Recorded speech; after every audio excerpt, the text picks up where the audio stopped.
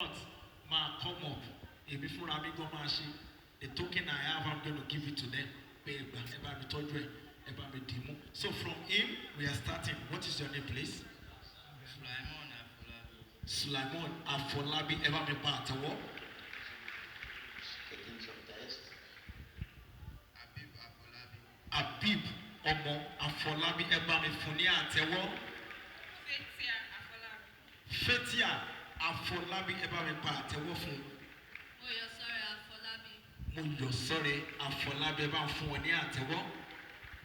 Èyí tí ó dàbí pé a ní kí wọ́n wá síwájú a lè rí wọn lẹ́yìn ọ̀la àbí ní mobile industry ohun tèmi máa advice nípa ẹ̀jẹ̀ ká pọ́n wọn lé ká kẹ́ wọn ká gẹ̀ wọ́n the only thing tá a lè ṣe fún wọn ni pé ká máa ṣe kéde ká máa rí mọ́fì lára wọn ká dẹ̀ máa yẹ wọn sí ẹ bá fún wọn láti wọn bí wọ́n ṣe fẹ́ lọ jókòó.